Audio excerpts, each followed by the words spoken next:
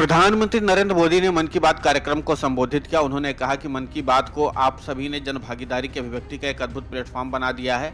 आप अपने मन की शक्ति को तो जानते हैं, वैसे ही समाज की शक्ति से देश की शक्ति बढ़ती है। ये हमने मन की बात के अलग अलग एपिसोड में देखा है और अनुभव किया है और इसे स्वीकार भी किया है। प्रधानमंत्री ने कहा, मुझे वो दिन याद है जब हमने मन की बात में भारत के पारंपरिक खेलों को प्रोत्साहन की बात की थी। तुरंत उस समय देश में एक लहर सी उठ गई भारतीय खेलों से जुड़ने की, इसमें रमने की और इन्हें सीखने की। मन की बात में जब भारतीय खिलौनों की बात हुई तो देश के लोगों ने इसे हाथों हाथ बढ़ावा दे दिया। अब तो भारतीय खिलौनों का इतना क्रेज हो गया कि विदेशों में भी इनकी डिमांड बहुत बढ़ रही है। उन्होंने कहा कि हमने जब स्टोरी टेलिंग की भारतीय विधाओं के पर बात की तो उन्हें बहुत प्रसिद्धि मिली और उसकी प्रसिद्धि बहुत दूर दूर तक गई। लोग ज़्यादा से ज़्यादा भारतीय स्टोरी टेलिंग की विधाओं की तरफ आकर्षित होने लगे। कांग्रेस की पूर्व अध्यक्ष सोनिया गांधी के महाधिवेशन में दिए गए भाषण के बाद उनके राजनीति से संन्यास लेने की अटकलें शुरू हो गई थी। अब सोनिया गांधी की ओर से इन अटकलों को खारिज किया गया है।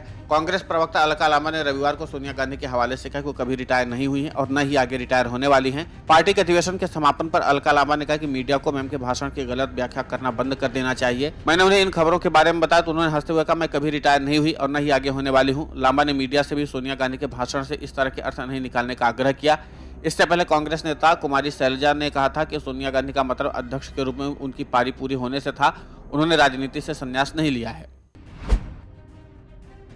कांग्रेस के महाधिवेशन में रविवार को कांग्रेस कार्य समिति के गठन का अधिकार कांग्रेस अध्यक्ष को दिए जाने का प्रस्ताव पारित हो गया। कांग्रेस का 50वां महाधिवेशन छत्तीसगढ़ की नया रायपुर में चल रहा है।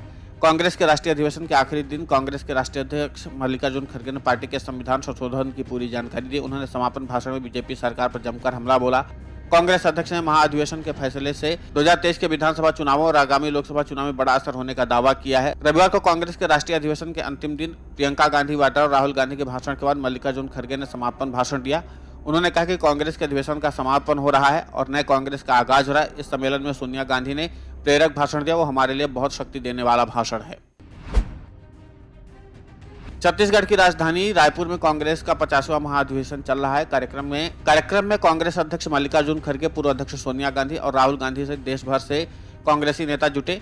कार्यक्रम में खड़गे ने शनिवार को पार्टी कार्यकर्ताओं को संबोधित किया था। इसमें कांग्रेस अध्यक्ष ने मोदी सरकार पर जमकर हमला बोला। मोदी सरकार पर बरसते हुए खड़गे ने कहा कि देश 5 साल में सबसे कठिन दौर से गुजरा है। इस सरकार ने चीन के अतिक्रमण पर घुटने टेक दिए हैं। पीएम मोदी पर हमला बोलते हुए उन्होंने कहा कि प्रधानमंत्री कहते हैं कोई घुसा नहीं, विदेश मंत्री कहते हैं कि हम चीन से लड़ नहीं सकते क्योंकि वो बड़ी अर्थव्यवस्था। खड़गे ने कहा, चीन से जमीन छीन कर अप्रैल 2020 की स्थिति वापस दिलाएंगे, तभी समझेंगे कि आपकी छाती 56 इंच की है।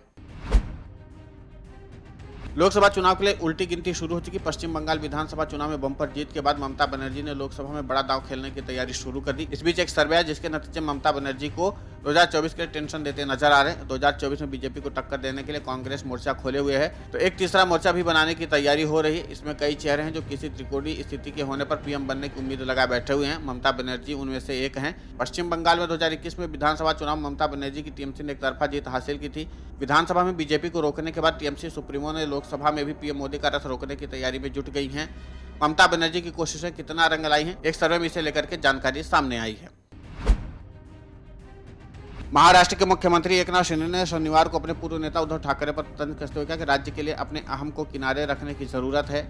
उन्होंने कहा कि विकास के लिए धन प्राप्ति करने के लिए केंद्र से अच्छे संबंधों की जरूरत होती है और काम जमीन पर होता है, न कि ऑनलाइन या घर से। उल्लेखनीय है कि उद्धव वर्ष 2019 से 2022 तक महाविकास अघाड़ी सरकार में मुख्यमंत्री थे और अक्सर उनके प्रधानमंत्री नरेंद्र मोदी ने केंद्र सरकार से खींचतान होती थी।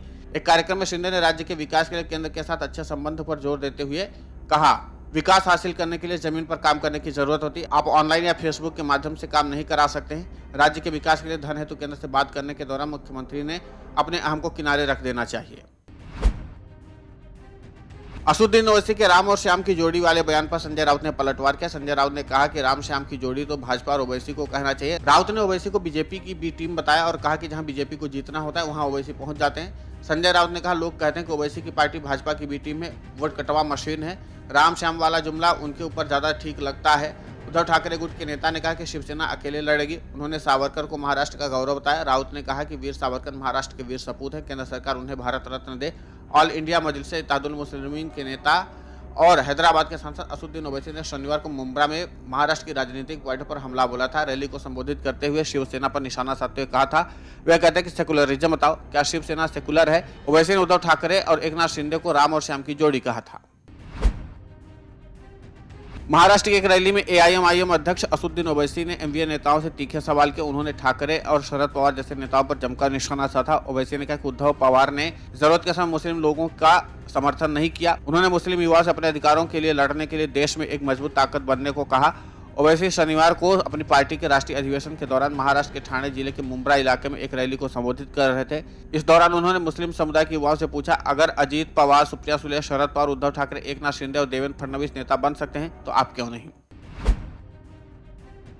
प्रतापगढ़ जिले के कुंडा विधानसभा सीट से विधायक राजा भैया का विधानसभा में दिया हुआ बयान काफी चर्चा में है। अपने बयान में समाजवादी पार्टी प्रमुख अखिलेश यादव की राजा भैया ने जमकर तारीफ की है, जिसके बाद उनका यह बयान काफी चर्चा में है। अभी यूपी विधानसभा का बजट सत्र चला है। इस सत्र में स्वास्थ्य व्यवस्था पर चर्चा हो रही थी कि उसी दौरान राजा भैया ने कहा, समाजवादी पार्टी सरकार में अखिलेश यादव ने एक नियम बनाया था, ये उनकी संवेदनशीलता थी। उन्होंने कहा था कि विधायक लोग अपनी निधि से असाध्य रोग और कैंसर जैसी बीमारियों से पीड़ित लोगों की आर्थिक सहायता देंगे। बीमार लोगों को हॉस्पिटल से पर्चा के अनुसार दे सकते हैं। उस योजना के कारण बहुत से लोगों की जान बची है। बहुत से लोगों को चिकित्सा नहीं उपलब्ध हो सकती थी, वो भी ली है। उप मुख्यमंत्री मनीष सिसोदिया शराब नीति मामले में सीबीआई के सवालों का सामना करें। मनीष सिसोदिया के समर्थन में आम आदमी पार्टी के नेता राजधानी दिल्ली में विरोध प्रदर्शन करें। अब तक 50 आम आदमी पार्टी नेता गिरफ्तार हो चुके हैं। सिसोदिया की गिरफ्तारी पर बीजेपी लगातार आम आदमी पार्टी पर हमलावर है। इस बीच सीबीआई के समक्ष जाने से पहले मनीष सिसोदिया ने एक पत्र लिखा है, जिसे दिल्ली के सीएम अरविंद केजरीवाल ने ट्विटर पर साझा किया। इस पत्र में मनीष सिसोदिया ने लिखा, ये लोग आज मुझे गिरफ्तार करने जा रहे हैं। मुझ पर इन्होंने झूठे और फर्जी आरोप लगाए हैं। मुझे यकीन है कोर्ट में सारे केस खत्म हो जाएंगे, पर समय लग सकता है। हो सकता है कि कुछ महीने जेल में रहना पड़े। मुझे इसकी जरा भी परवाह नहीं है। हम भगत सिंह के अनुयायी हैं। देश के लिए भगत सिंह फांसी पर चढ़ गए थे, तो जेल तो छोटी सी बात है। डाउनलोड करें अमर उजाला ऐप और पाएं खबरें लगातार।